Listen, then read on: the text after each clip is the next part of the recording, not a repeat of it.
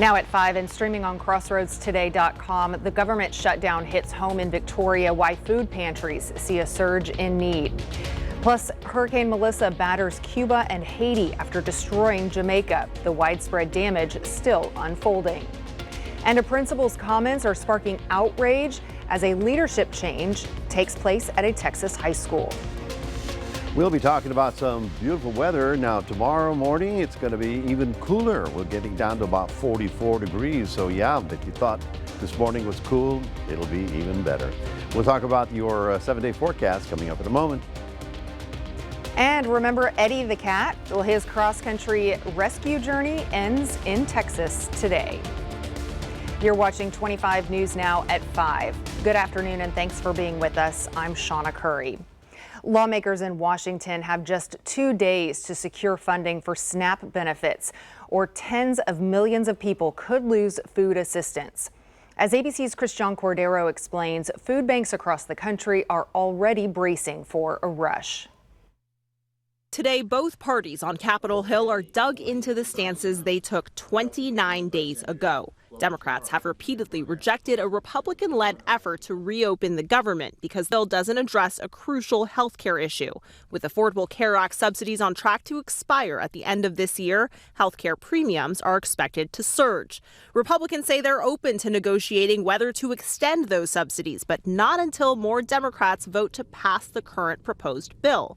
We need 5 Democrat senators to pull their heads out of and go work for the United States of America. More than 700,000 federal workers are currently furloughed. Thousands of others are forced to work without pay. Members of Congress, meanwhile, continue to receive pay.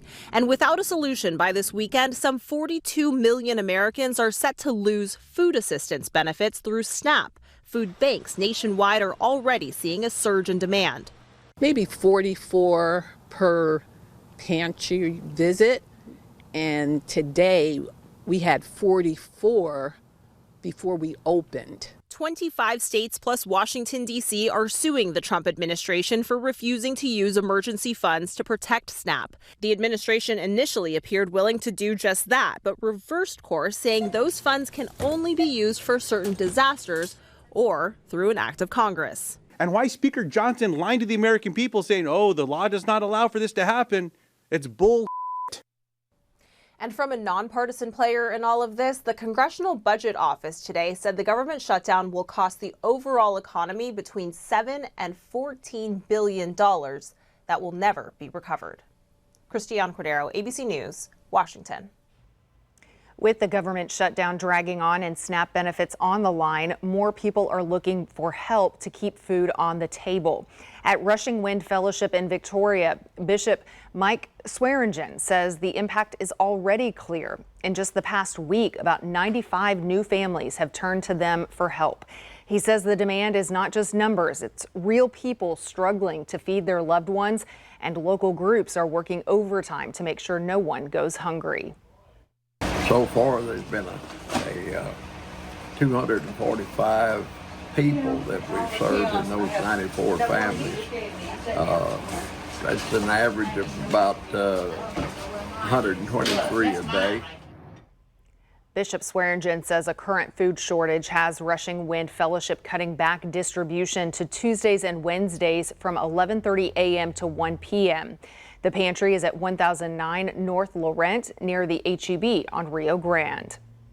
If you see news happening, give our newsroom a call at 361-576-0026 or email us at staff@crossroadstoday.com. More than 3% of Victoria County voters have cast a ballot early in the November election. When the polls closed on Tuesday, 1,836 total votes were cast since early voting started last week. You can vote early tomorrow and Friday from 7 to 7. Election Day is Tuesday. On the ballot are 17 proposed state constitutional amendments, as well as civil service and collective bargaining propositions in the city of Victoria, and a proposed sales tax in Bloomington. Well, it's a windy one out there today for sure. Let's go to Chief Meteorologist Mac Perez for a first look at the forecast. And Mac, about half my neighbor's trees seem to end up in my backyard. You know, on a more serious note, though, we're dealing with a lot of fires in the area because the winds are just, you know, continuously kicking up, you know, all of the embers and everything. Well, that's our biggest concern. We've got two wildfires, one down near Gregory, Portland, which is near Corpus Christi, and then one down near Kingsville right now. 40, 50 acres that are burning right now, so they're hopefully getting a hold of that. The winds will be settling down tonight, and tomorrow should be a lot quieter day in terms of wind. But if you thought this morning was nice and cool, well, look at this. Tomorrow morning, we'll be down into the 40s. So yes, it's going to be chilly, I can say that. And then the next couple of days are going to be very pleasant. We have your forecast for Halloween, so let's talk about that coming up in just a few minutes. Back to you, Shauna. Rescue crews are in Jamaica after Hurricane Melissa hit the southwest part of the island, leaving heavy damage. The storm, now a Category 2, also hit Cuba and the Bahamas. As ABC's Rena Roy reports, at least 48 people have died so far. Heavy rain and fallen trees on roadways in Cuba as Hurricane Melissa battered the eastern part of the country. Many people moving into shelters.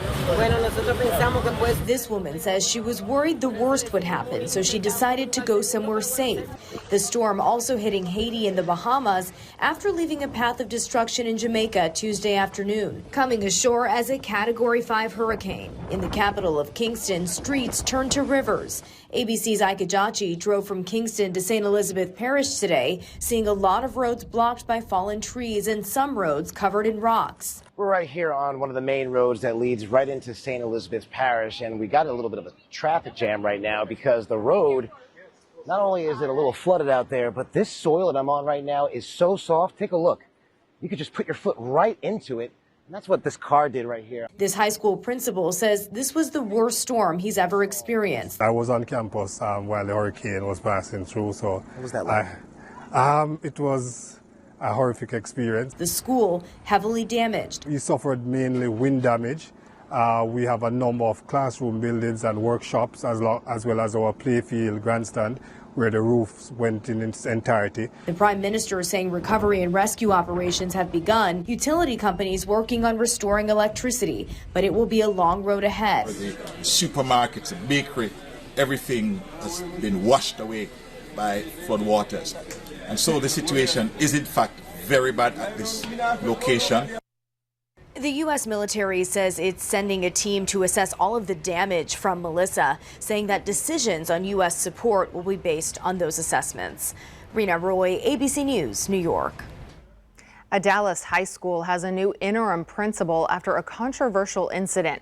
Parents say the principal at Woodrow Wilson High School called more than 100 black students into the auditorium and blamed them for the school's B academic rating. She later apologized in a letter saying she never meant to single anyone out. An interim principal has been named while the school reviews what happened, with leaders stressing the incident does not reflect the school's values.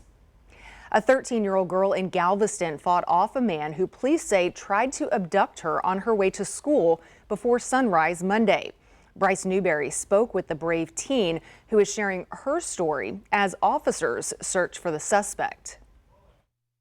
Before 7 a.m. Monday, this is video of the man Galveston police say tried to abduct a 13-year-old girl. She heard footsteps and saw him running at her in a ski mask. He put his hands around my face and I just started biting, and then I slid down his body and I turned around and I bit him in his private area and he let go. We aren't identifying her as police continue looking for the suspect, who the girl says she's never seen before. She's glad her instincts kicked in. My parents have always told me if anyone ever grabs you, don't be like silent. Always kick, scream, do something. She's been walking to Central Middle School this year. I feel like he had to have been watching me. After Galveston ISD confirmed changes to non-eligible transportation zones this school year, students who live less than 2 miles from campus, including this attack survivor, are mostly no longer able to ride the bus. I'm scared to walk to school. I don't want to walk to school alone anymore. She's just 13, sharing her story, hoping someone will recognize the man she bravely fought away. I'm worried about him getting other little kids and like other people that don't know how to really react, or like someone that's younger than me. The 14-year-old cat who got stuck in a hotel wall during a move from New York to Texas is almost back to his owner. How fitting on National Cat Day.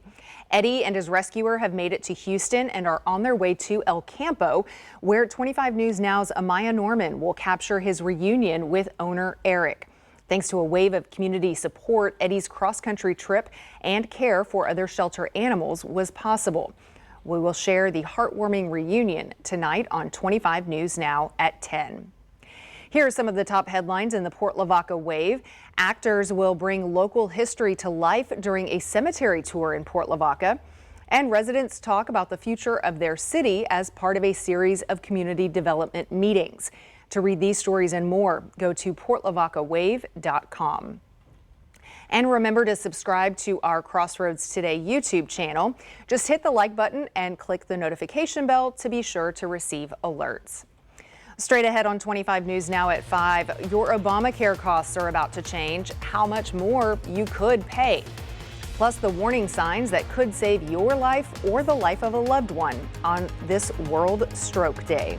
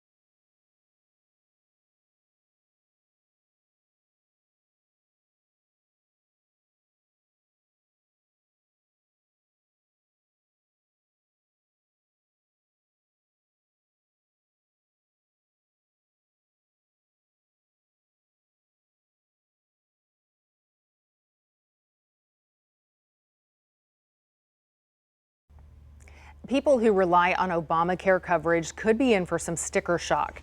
Premiums for Affordable Care Act plans are expected to jump an average of 26% next year, one of the biggest hikes in more than a decade. With extra premium subsidies set to expire, many Americans could end up paying even more. That fight over subsidies is also playing into the ongoing government shutdown. Open enrollment starts on Saturday. It's a problem many Americans know too well, that surprise medical bill that shows up weeks after a doctor's visit. As healthcare costs rise, even finding clear prices can be tough. ABC's Olivia Rubin shows us how to avoid those billing surprises. The healthcare industry can be a maze to navigate for consumers. Even with certain protections, patients often have no way of knowing what they'll be charged. In the United States, our system is designed for profit. A system where prices are often hidden and the true cost is revealed after the visit. Medical bills for hundreds, if not thousands of dollars aren't unheard of. What you initially thought was a manageable bill can skyrocket. Nearly 60% of adults reported a problem with their health insurance in the past year, a number that increased to nearly 80% for those who saw a provider more than 10 times. It is a huge problem in our healthcare system. Even with certain protections in, legislation that's been passed, there are many holes in the Swiss cheese, if you will. The No Surprises Act protects people from surprise emergency medical bills, from out-of-pocket network providers at in-network facilities, and from out-of-network emergency medical services. But it doesn't apply to non-emergency regular office visits or hospitals. A provision called the Advanced Explanation of Benefits, or AEOB, would require transparency before a visit, but it hasn't been implemented. Experts say protecting yourself starts with checking your insurance coverage coverage, getting approval for a procedure ahead of time if required, and speaking with the billing department at your doctor's office to discuss possible scenarios. Finding a doctor who accepts your insurance is a good step, but consider deductibles and the portion of the bill you are responsible for. Hospitals are required to list estimates of common procedures on their websites and update them annually. If your insurance refuses to cover treatment you think is necessary, you can appeal, first to the insurance company's appeal process, then to a government agency or independent medical expert. You may even have luck if you appeal to your specific company's insurance representative. Know what an explanation of benefits is, how to read it.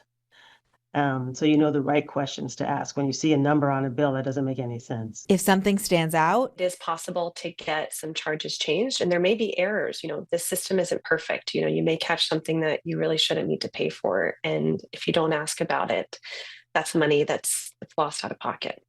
There are also consumer assistance organizations around the country that can help navigate this system. Some are free while others charge a fee. Olivia Rubin, ABC News, New York. A new study shows viral infections like the flu, shingles, and COVID-19 can increase your risk of heart attack and stroke. Researchers reviewed more than 150 studies and found these infections can trigger heart problems, both right after you get sick and over time.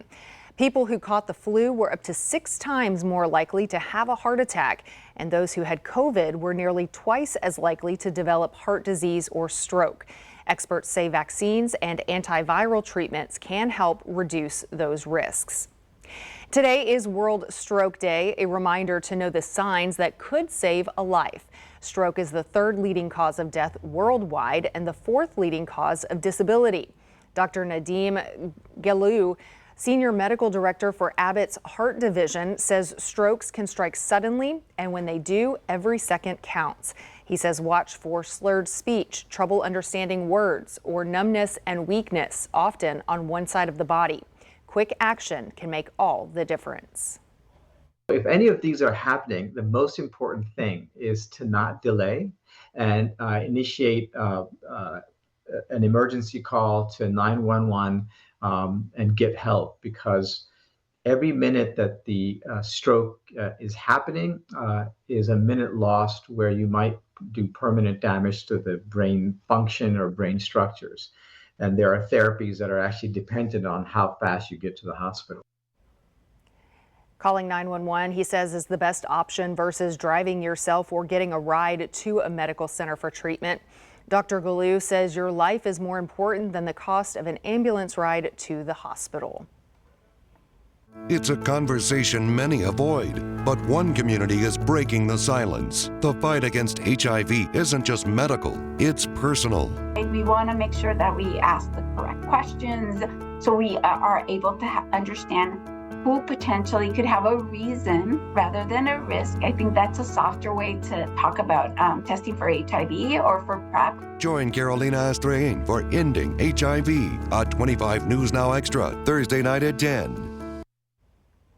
Here are some of the top headlines in the Cuero Record. Judge Lindsay Rupert is settling into her role as Justice of the Peace Precinct 1, and the annual Western Days in Yorktown went off without a hitch. To read these stories and more, visit DeWittCountyToday.com. For the latest news, weather, and sports, and everything happening around the Crossroads, come to CrossroadsToday.com.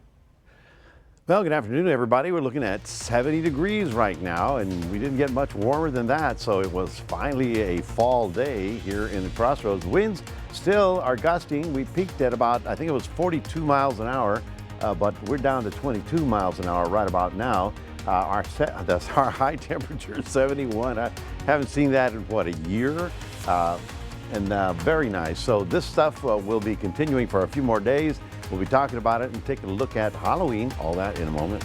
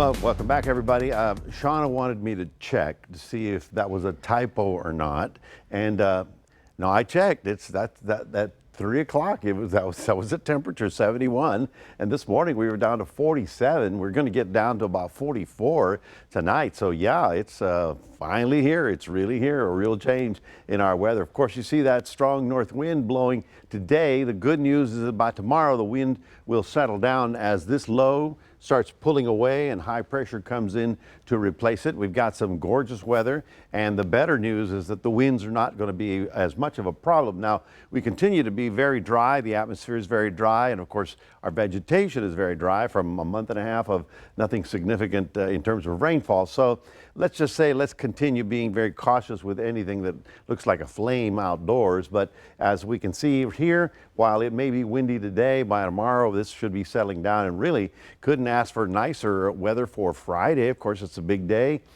All the goblins are going to be out on the street, so we've got to make sure everything works out for them.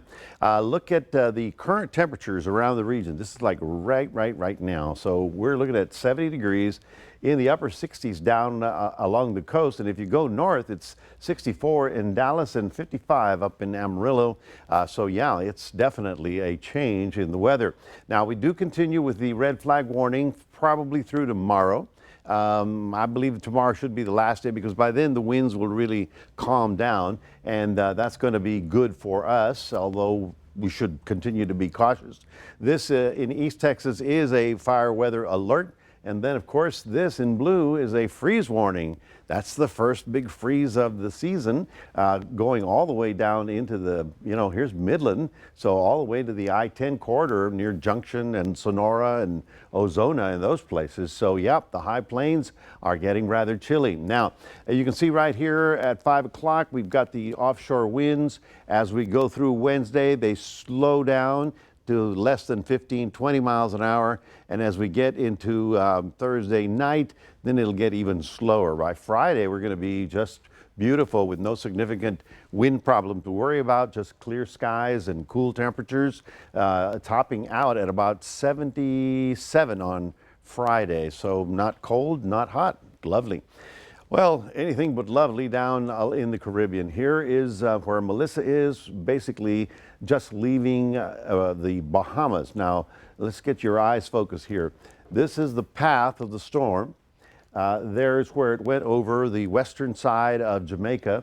It crossed over, slammed into Santo Domingo down south of Cuba, crossed Cuba, and is now over the Bahama Islands right there. It is obviously not what it used to be, but it's still 90 to 100 mile an hour winds. And then by tomorrow, it should start pulling away and going out into the Atlantic, and we can say goodbye to Melissa, because certainly was something for the record books. All right, let's take a look at your overnight forecast as we get into tomorrow. Wall-to-wall sunshine, 73 in Port Lavaca. In Cuero, you're getting up to about 72, and we've got no complaints. We've got a little front coming in here, and just want to remind everybody that on Saturday night or Sunday morning, fall back 1 hour. That's the end of daylight saving time. That's your 7-day forecast, reminding everybody we do have a QR code. Love for you to scan that. Put Crossroads Today on your cell phone. Here's Shauna. Still to come, the government shutdown leaves the Fed flying blind, making decisions with a jobs report that never came.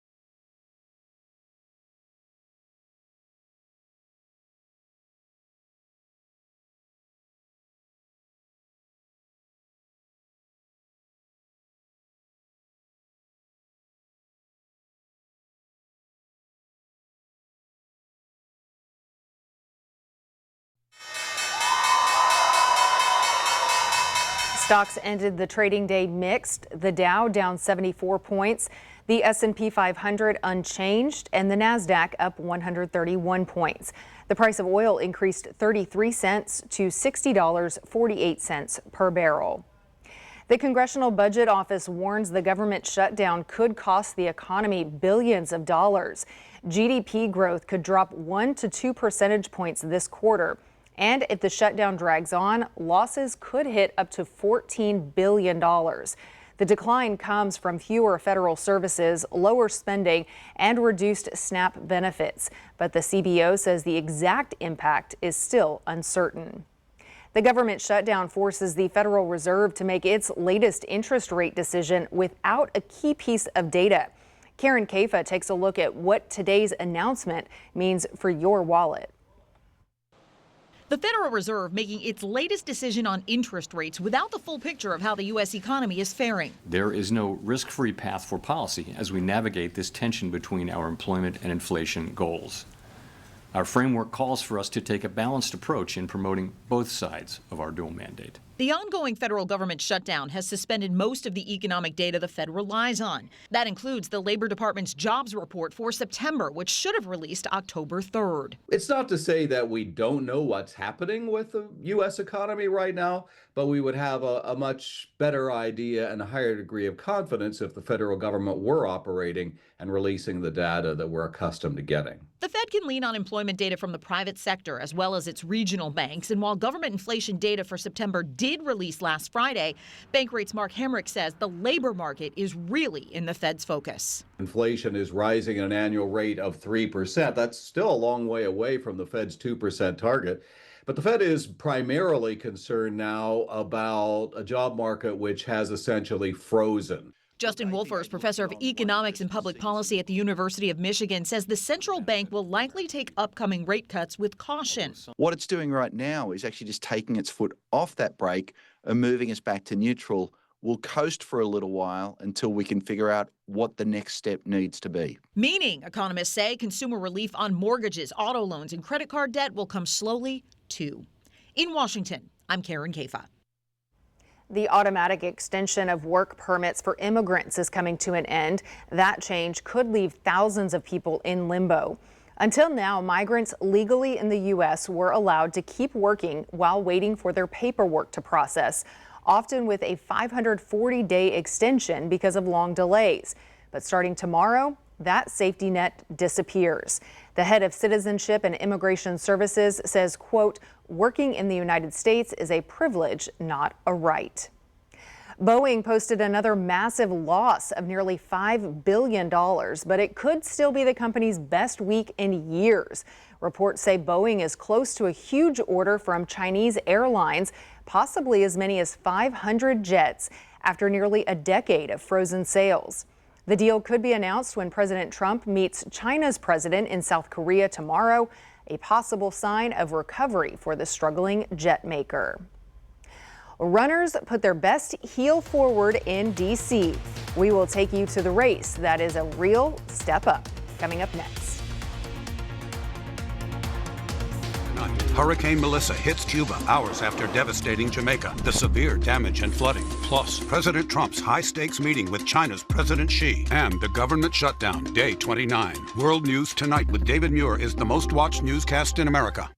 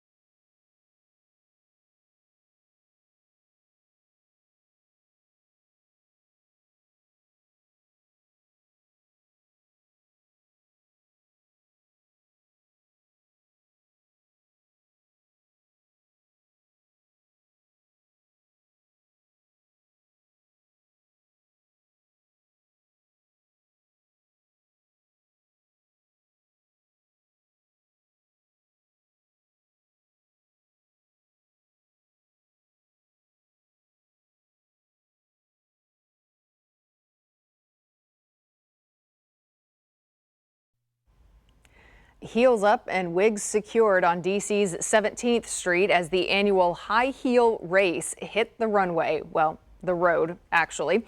What started back in 1986 as a friendly drag queen dare has grown into one of the city's most fabulous traditions. Thousands packed the sidewalks to cheer on hundreds of runners strutting their stuff in sequins, stilettos, and pure confidence. That's what's most important. One racer even flew in from Montana, saying they were more nervous for this than their own wedding. That's commitment to the catwalk. Yeah, because you could fall off those stilettos and it's a long way down. Yeah, you got a witch roller skating there. I mean, it looks like any kind of footwear that you want. Well, I'm sure the podiatrists are going, that's not safe. Yeah. A lot of ankles going broke. Well, I hope they did well. For us folks, we couldn't ask for nicer weather. Tomorrow morning, it's actually going to be a little cooler, down to 45, and then daytime about 74. Friday, of course, is a big day, and it's going to be gorgeous. We're looking for low winds, low humidity, and a high temperature of about 77, just perfect for Friday. Little front Saturday night brings us more north wind, and just remember that Saturday night, Sunday morning at 2 a.m., fall back. That's the end of daylight saving. All right, and remember the fire danger. There are lots of fires throughout the area today. Luckily, nothing has really taken off. That's the way we want it. Yes. Well, thanks for joining us. We'll see you back here at 6.